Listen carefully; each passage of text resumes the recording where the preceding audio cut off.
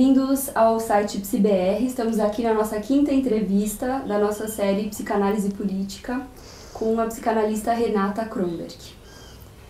Renata Udler-Kronberg é psicanalista, membro do Departamento de Psicanálise do Instituto Sede Sapiense de São Paulo, doutora pelo Instituto de Psicologia da USP, onde atualmente se dedica também ao seu pós-doutorado, e é formada em filosofia pela mesma universidade. Professora convidada dos cursos de especialização de Psicopatologia e Saúde Pública na Faculdade de Saúde Pública da USP e Teoria Psicanalítica da PUC São Paulo. É pensadora de temas contemporâneos ligados à cultura, à sexualidade, ao feminino, além da própria clínica psicanalítica, dentre outros temas.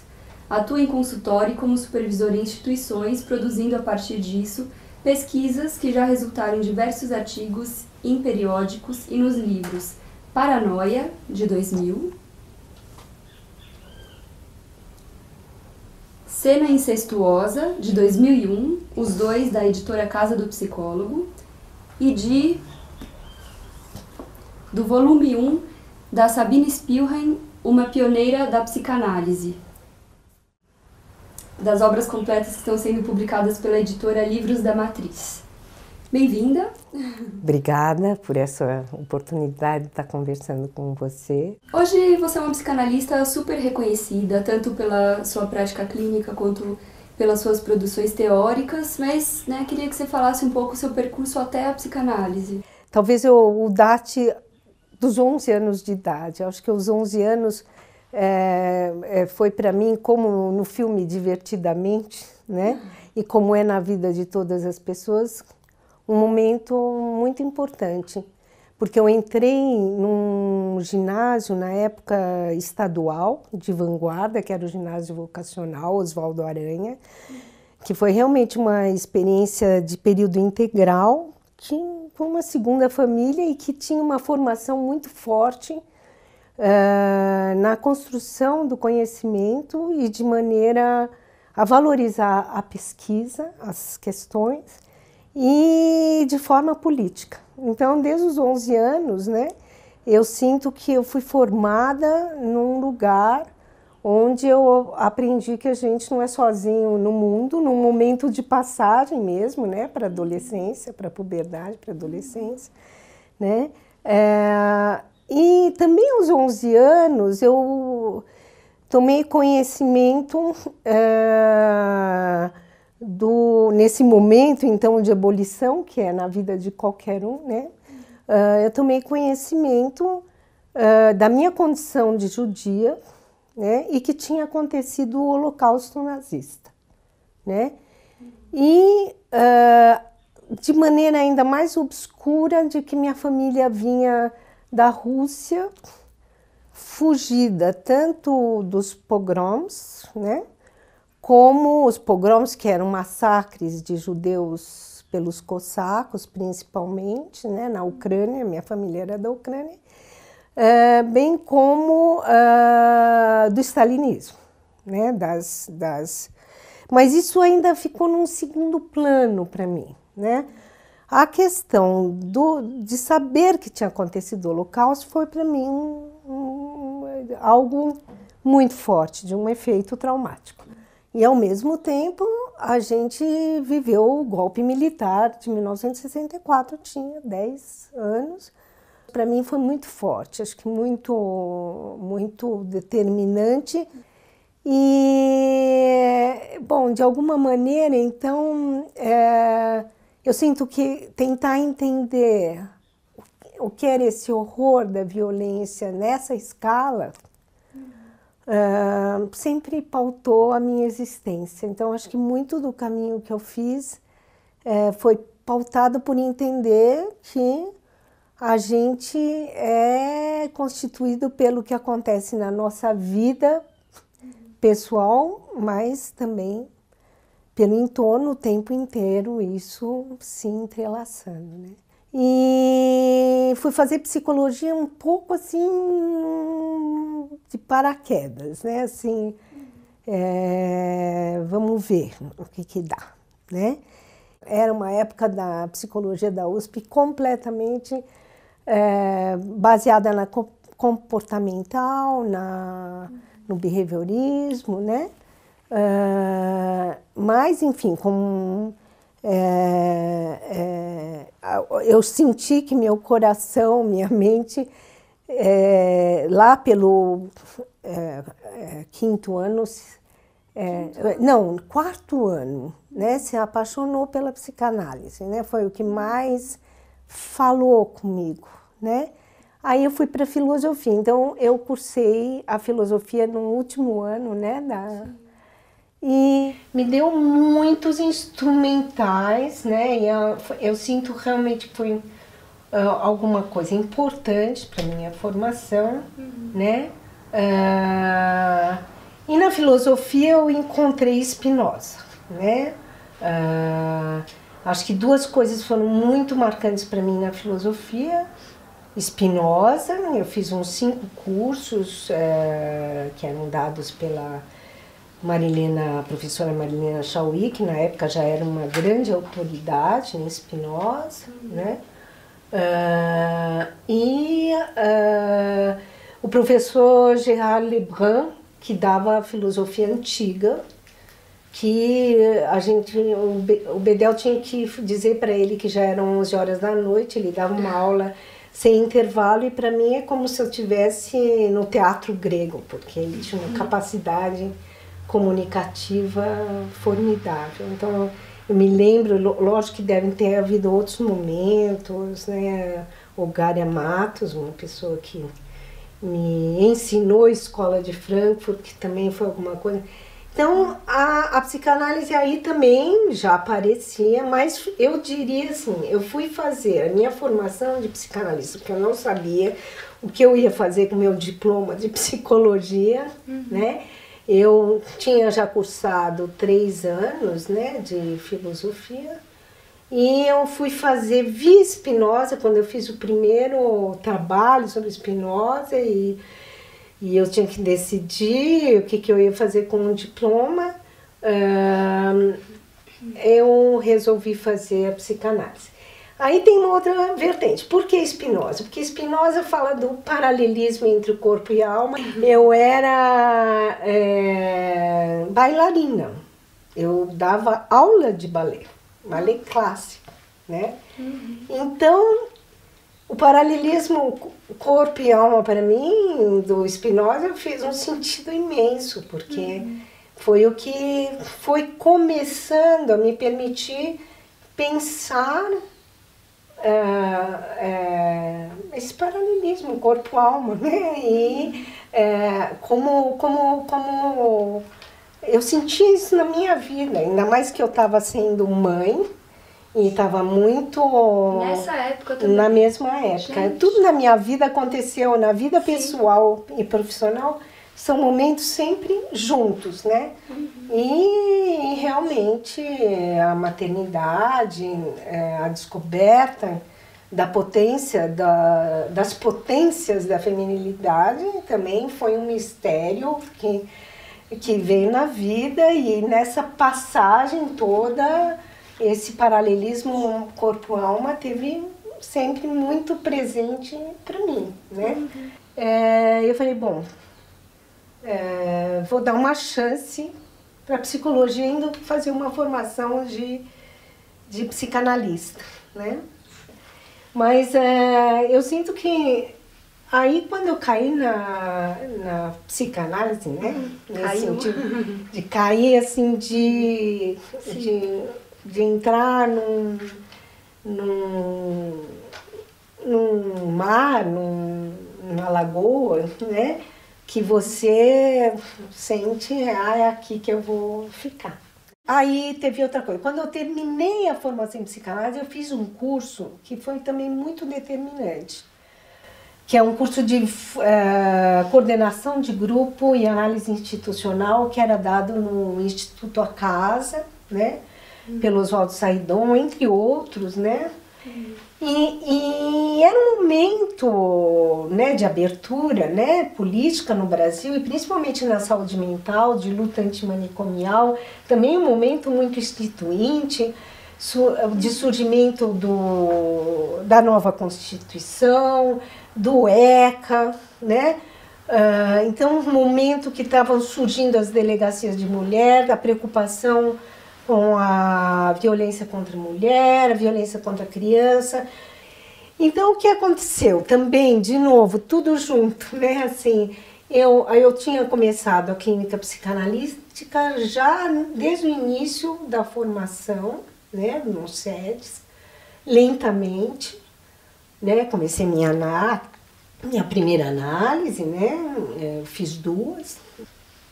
A receber em supervisão casos em instituição ligados à violência sexual. No mesmo ano, supervisionando, né? Eu ouvi esses casos de violência sexual e fiquei muito impressionada, principalmente violência sexual incestuosa contra crianças, sim, a maioria meninas.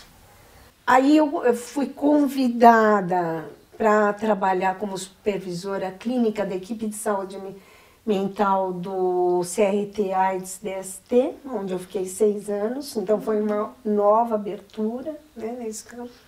E aí eu fui para essa equipe.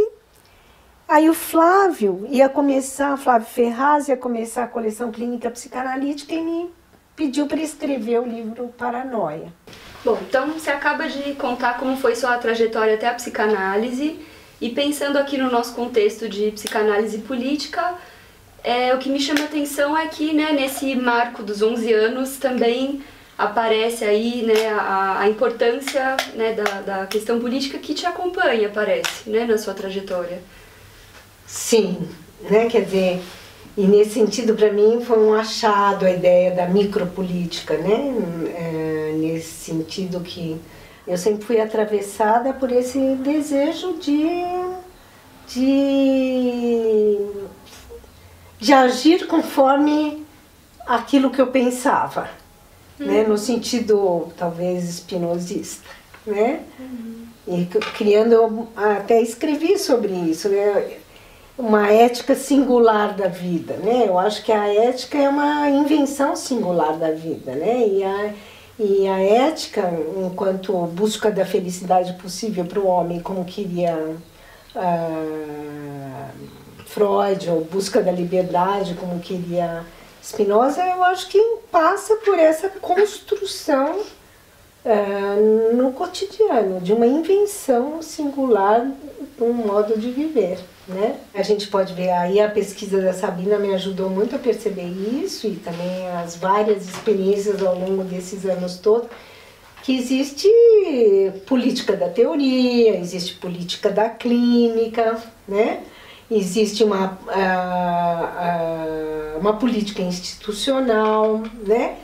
Não existe uma psicanálise desvinculada de um enraizamento político. Ainda que, digamos, não exista uma clínica política, porque o espaço do analista é um espaço de escuta de uma fala singular, né? Ligada ao inconsciente, né? Mesmo atravessado pela política. Mesmo atravessado pela política, pelo social, a neutralidade buscada do analista em qualquer situação é nesse sentido da receptividade ao discurso do outro, né? À fala do outro. Mas é um trabalho, né? Por outro lado, eu acho que existem políticas atravessando o tempo inteiro o campo psicanalítico, né? Políticas das instituições, políticas das linhas, políticas das teorias nesse sentido, né? Isso a gente vê que tem, né? Tem uma diversidade, isso eu acho ótimo, né? Essa diversidade, né? De modos de fazer psicanalíticos, né? Aqui ao longo da entrevista, então, né, a Sabina parece, né, querer surgir como assunto desde os anos 80, né, que é preciso falar sobre Sabina.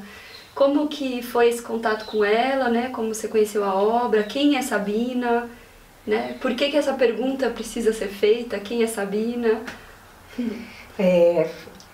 Olha, eu mesma vou me perguntando a cada vez nesses últimos 30 anos, mais ou menos, né? Que eu estou em contato com a Sabina, né? Cada vez essas perguntas voltam e talvez isso é o que dê a energia para poder terminar o que eu tenho para fazer. Como assim. que é essa história? Tem algo a ser feito. Tem algo a ser feito, é isso que eu percebo. Acho que no início talvez eu vivi quase como uma possessão, né? Depois é que eu fui entendendo o quanto a minha história, na verdade, me colocava numa posição sensível a perceber que tinha esse personagem conceitual da psicanálise esquecido, apagado, né, de certa maneira, mas apagado pelas circunstâncias históricas e políticas, né, que precisava ter voz, né, assim. Depois eu soube da existência do livro do Carotenuto, Diário de uma Secreta Simetria, que falava, traduzido em português, que falava da descoberta que o Carotenuto havia feito, né?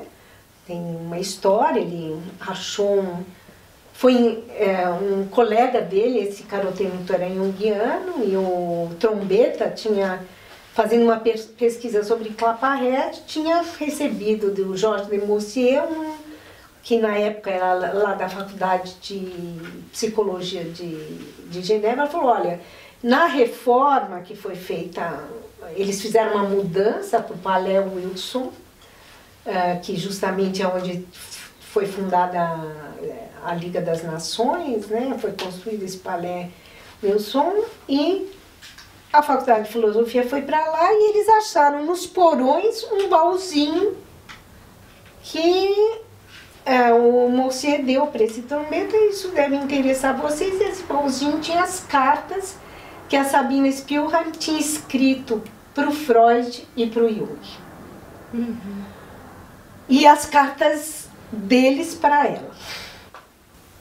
Quem foi Sabina Spielheim, né? Então, Sabina Spielheim foi uma russa judia, de origem judaica, né?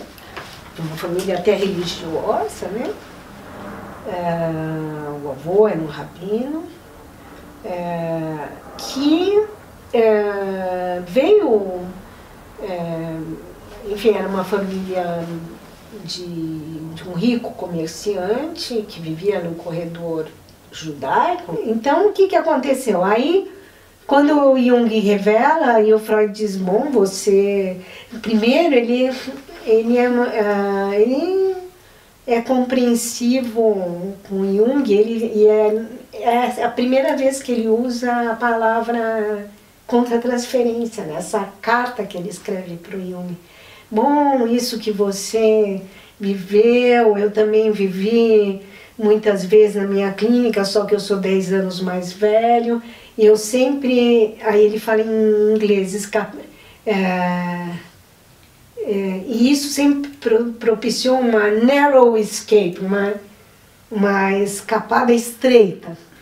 Talvez nós possamos dizer que os afetos do analista, os afetos sexuais do analista têm que ser muito bem trabalhados, né? Porque isso que você viveu, talvez nós possamos chamar de contra-transferência. Surge aí. Foi a primeira vez que ele usou a palavra contra-transferência nessa carta para o Jung, que ele ainda fala assim do químico Lassalle, que... O mais importante, e que vão aparecer nas obras completas, né, nos 3 volumes, né, e por isso eu fiz questão de não só editar minha tese, mas fazer a tradução da obra completa de Sabina Spielheim, é exatamente a invenção conceitual dela. Dentro da psicanálise, que foi apagada por circunstâncias históricas e políticas e que agora ressurge, vem ressurgindo. né? No mundo inteiro, né? Porque o pensamento vai surgindo em vários lugares. Ela, como segunda psicanalista, mulher, entrar na Sociedade Psicanalítica de Viena, por ter escrito esse trabalho pioneiro sobre esquizofrenia, um trabalho sensacional, A Destruição como Origem do Devir, que antecipa 9 anos, como Freud reconhece na nota de rodapé da parte 6 do Mais Além do Princípio do Prazer, o conceito de pulsão de morte, entendido de múltiplas maneiras, não cabe dizer agora, né? Mas onde principalmente a ideia de um gozo masoquista viria a angústia diante da sexualidade de uma maneira inédita. Quem me ajudou a compreender isso foi Lacan no seminário sobre angústia. Foi lá que eu falei, mas ele está falando o que ela falou, né? Que é a angústia do eu diante da sexualidade que faz desaparecer o eu, né? E está lá, no texto dela, A Destruição como Origem do Devir. O segundo momento importante, porque ela tem 30 textos publicados, mas eu estou situando os momentos importantes. Um segundo momento importante foi em Genebra, quando ela foi trabalhar com Claparède, Bouvet, no Instituto Rousseau, foi analista do Piaget, talvez do Bouvet também, mas do Piaget mais importante, por 8 meses, e onde se faziam pesquisas pioneiras sobre a ligação do pensamento e linguagem. Havia um interesse muito grande na psicanálise. Ela foi ser professora de psicanálise, dar um curso de psicanálise, e acabou atuando experimentalmente com as crianças, né, também, e escrevendo. Ela foi convidada também por causa desse texto que ela escreveu só observando a filha dela, A Origem das Palavras Infantis, Mamãe e Papai, onde ela apresenta uma teoria vanguardicíssima, né, vamos dizer assim, sobre as ligações da psicanálise com a linguística. Ela usa a palavra fonema, né, pela primeira vez num texto psicanalítico, né, onde ela tem uma teoria interessantíssima dos 3 estágios da linguagem. Aí um terceiro momento é quando ela volta para a União Soviética, e aí nós não temos escritos, mas temos uma prática institucional, clínica, pelo momento que a União Soviética estava vivendo, e ela volta muito por isso, e um momento muito instituinte, onde a psicanálise, junto com outras teorias, tinha que estar atrelada às instituições do Estado para forjar uma política científica, vamos dizer assim, do que seria o novo homem. Então, até 1925, o que existe da psicanálise na União Soviética é incrível, né? Assim, e o papel da Sabina, o seminário dela sobre crianças na universidade, é o mais concorrido, né? A Sociedade Psicanalítica Russa, nessa época, se não me engano, é a que mais psicanalistas tem, né? Entende muitas coisas que Freud disse nos seus textos, Futuro de uma Ilusão, a questão da Weltanschauung, da visão de mundo e mal-estar na civilização, sobre a União Soviética, que foram muito mal interpretadas contra Freud, né? A partir da história do stalinismo, que veio depois de 1989, e o que Freud sabia. Eu achei uma cartinha de 1927, de Freud para Osipov, nesse artigo que eu estou escrevendo, que vai ser um capítulo do livro, Psicanálise na União Soviética, que o Freud dizia, bem curtinho, Freud dizia para Osipov, nessa questão de psicanálise e política, foi uma descoberta importante. Ele dizia, Osipov era um pioneiro da psicanálise na União Soviética, que havia se exilado em Praga, em 1921. E ele diz assim, parece que as coisas não estão nada bem para a psicanálise clínica na sua terra, né, na União Soviética, né? Parece que os bolcheviques resolveram ficar contra a psicanálise. Aí era verdade, as controvérsias, né, públicas. Aí ele diz assim, nós sabemos que a psicanálise não pode ficar ligada a nenhum partido. e que a psicanálise precisa, é uma palavra em alemão que eu fui pesquisar bastante até achar, porque eu não gostei da tradução em inglês, precisa de um espírito de liberdade. A psicanálise? Para poder sobreviver. Né? E o que era justamente o que estava acabando na União Soviética, um espírito de liberdade.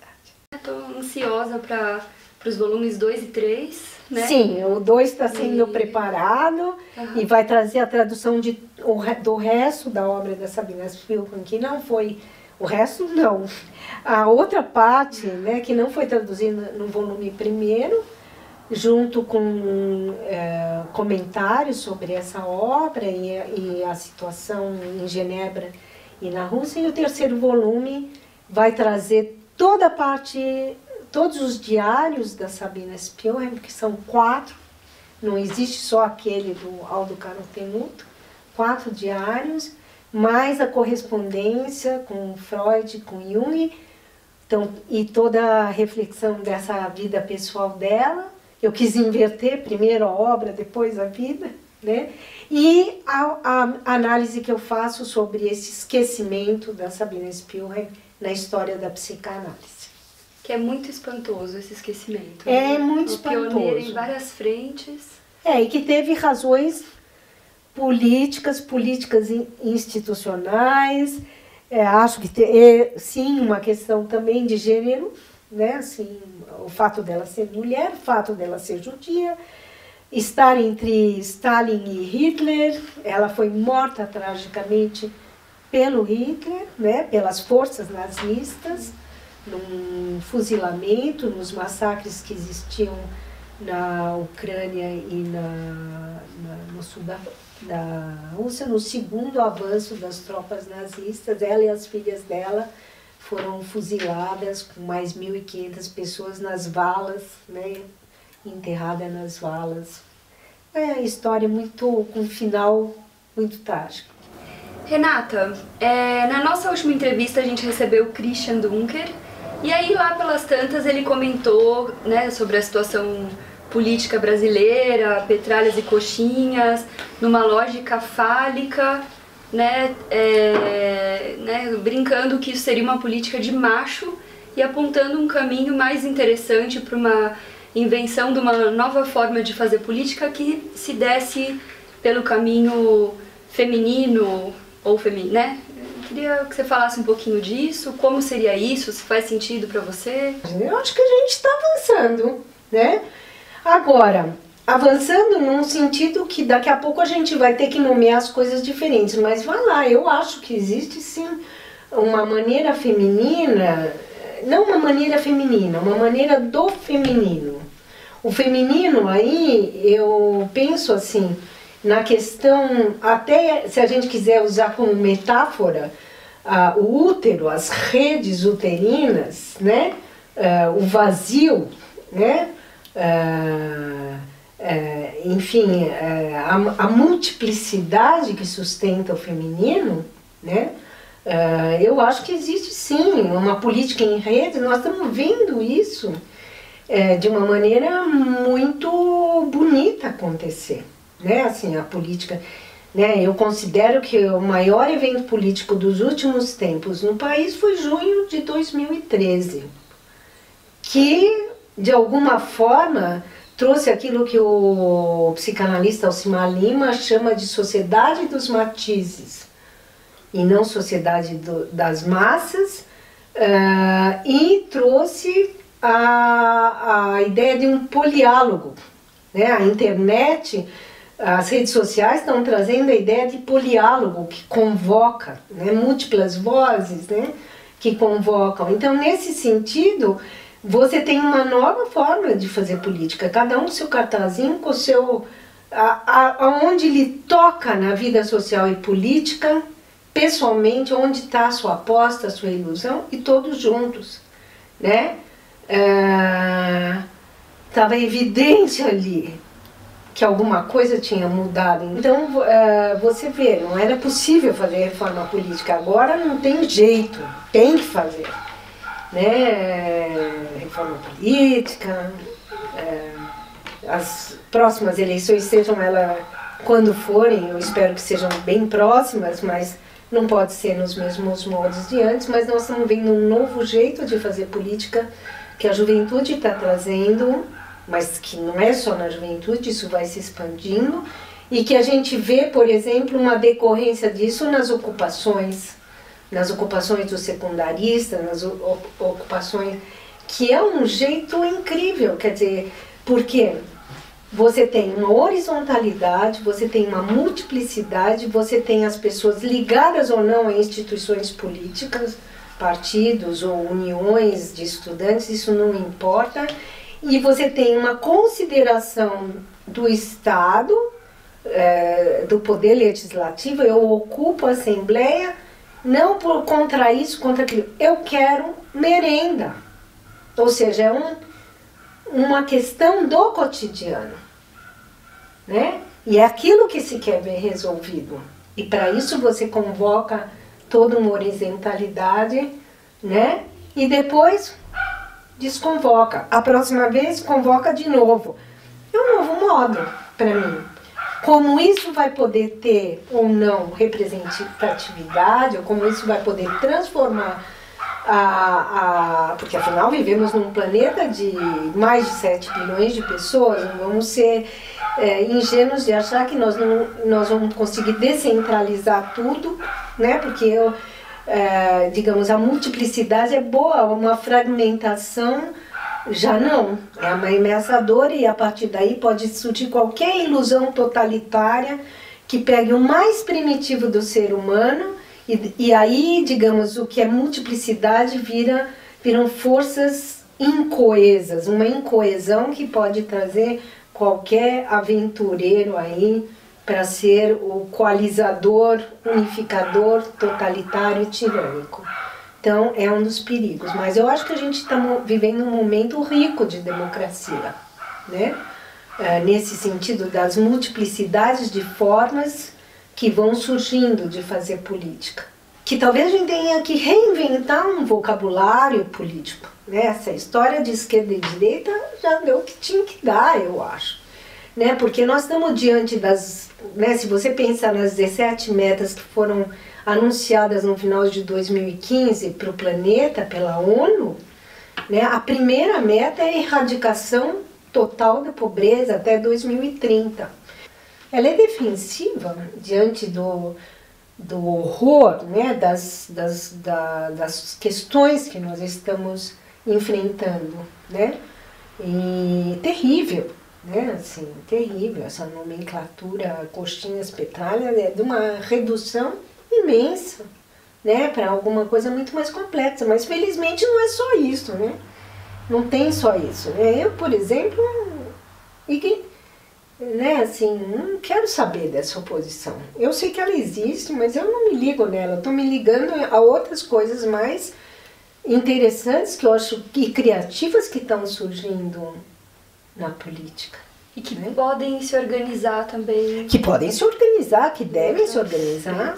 Né? Eu acho que justamente que mostram que o interessante não é que não deva existir poder, mas deve ter alternância de poder, que a questão é formar sujeitos políticos e não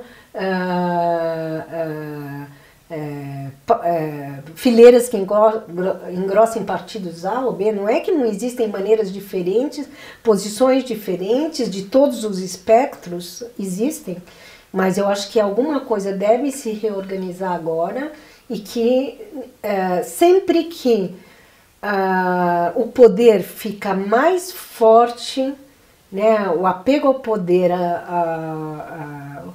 digamos assim, eu brincaria psicanaliticamente, toda vez que os políticos ficam trazendo à tona o seu menininho de 2 anos, super-homem todo-poderoso, né, dos primórdios, da fúria narcísica destrutiva, que Freud diz que é o primeiro momento da destrutividade humana, e aí a coisa não funciona, né? O poder pelo poder, o poder pela manutenção do poder, não funciona em qualquer espectro.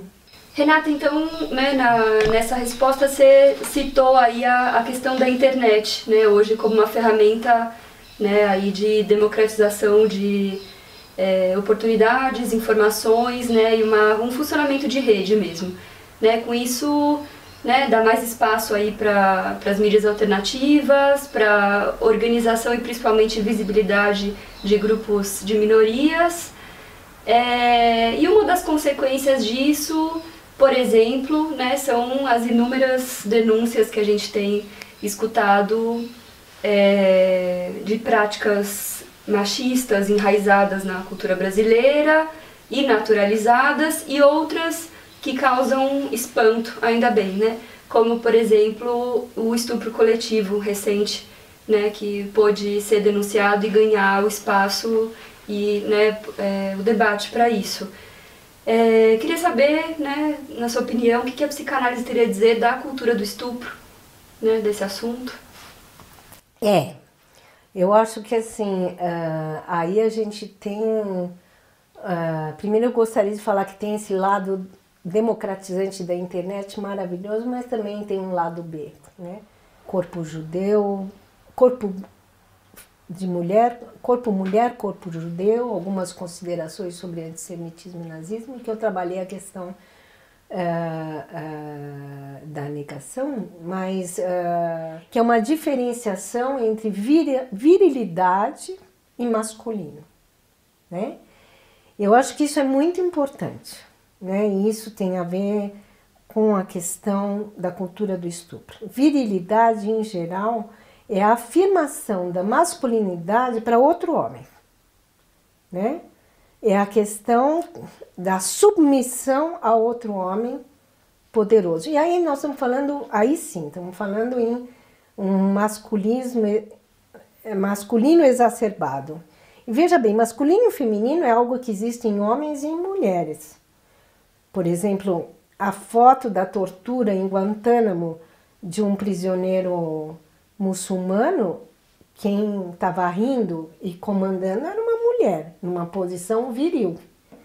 Então, virilidade, né, é isso, né? Quando você é obrigado a se submeter a um homem, você faz um gesto violento, seja num campo de concentração, seja em Guantánamo, seja no estupro coletivo, para um outro homem, né?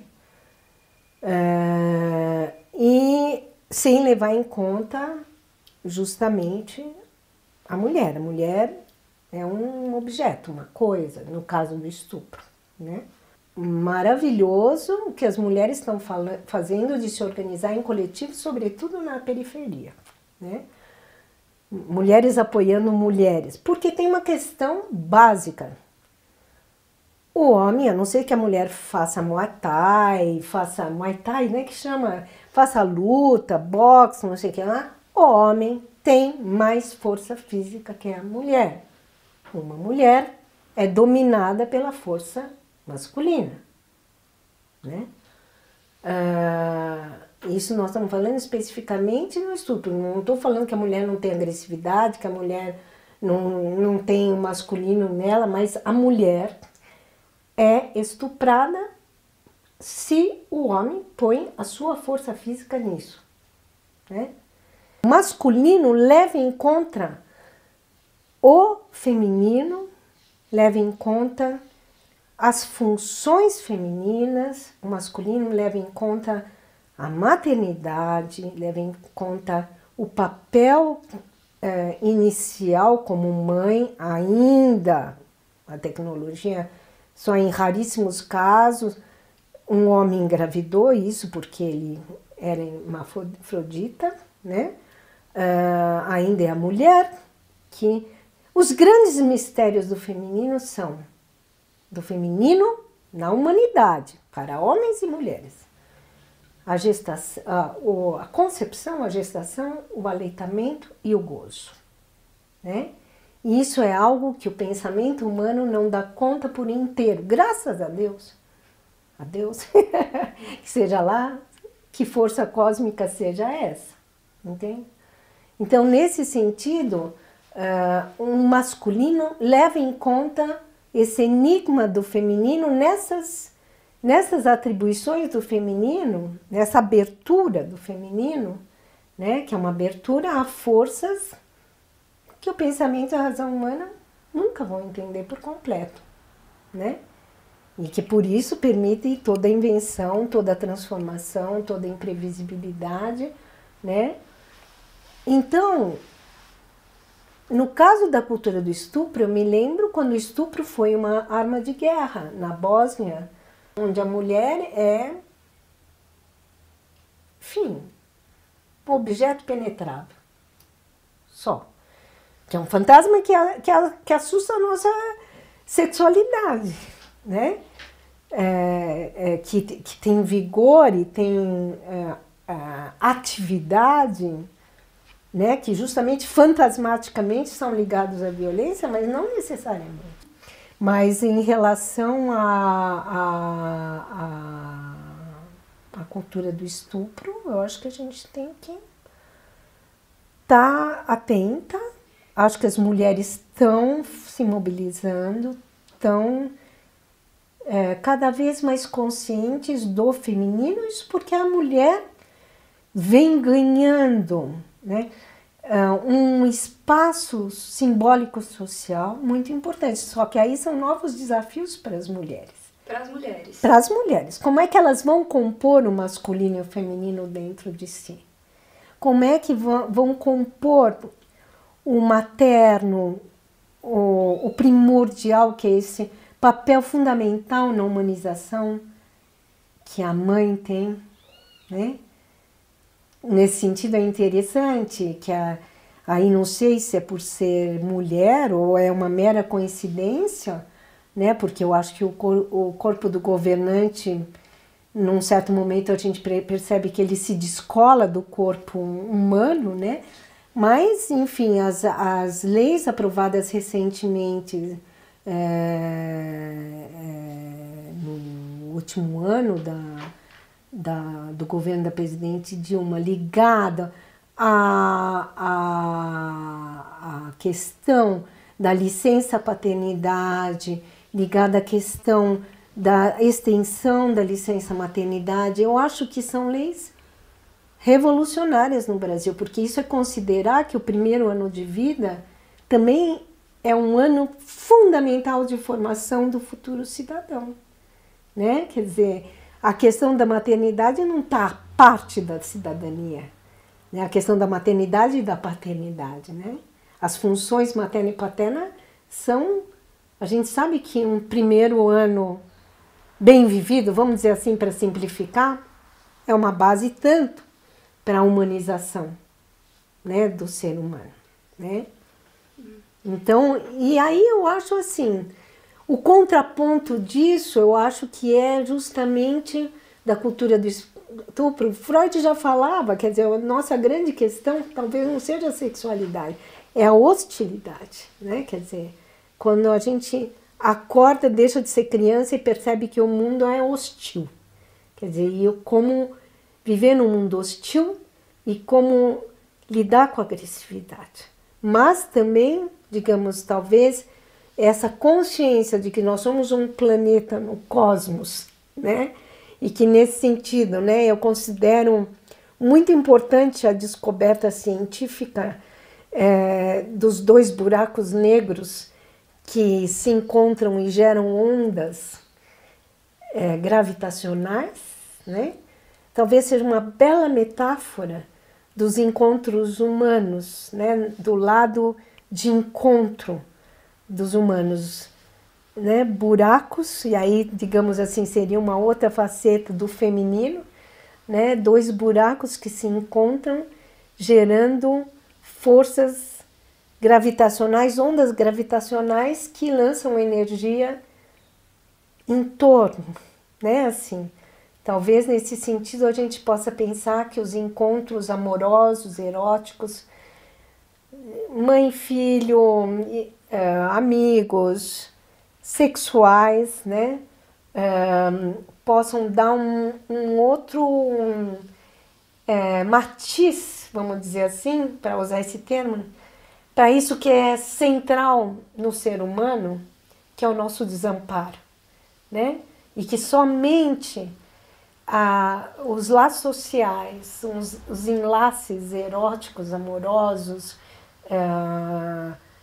num fazer junto, possa dar conta. E o que nós temos que lidar para que isso aconteça é com a destrutividade, né? O excesso de união gera desagregação e o excesso de desagregação, né, gera uma dispersão que precisa de uma nova reunião.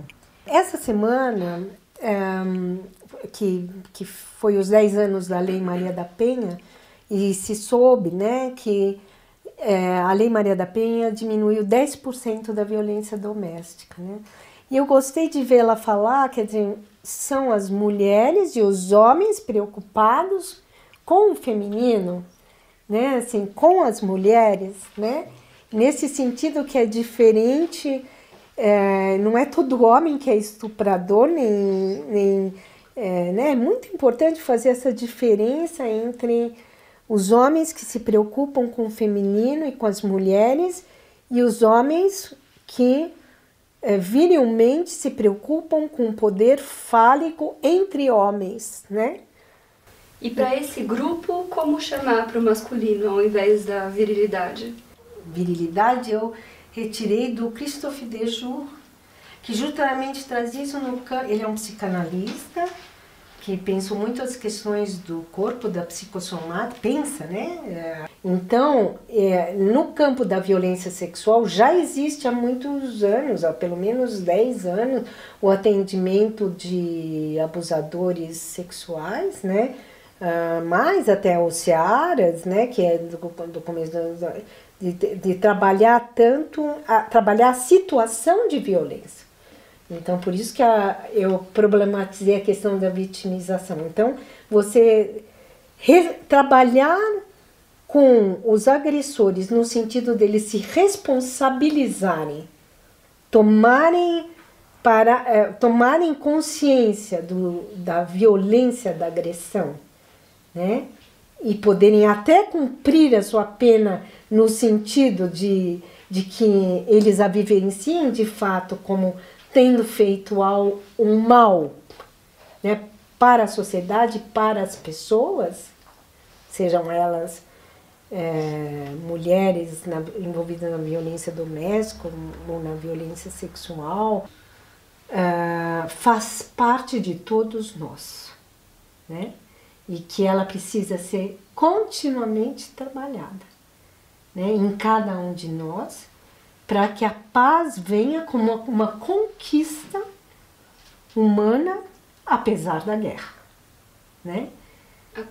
Apesar, não é faça amor, não faça guerra, é faça amor apesar da guerra.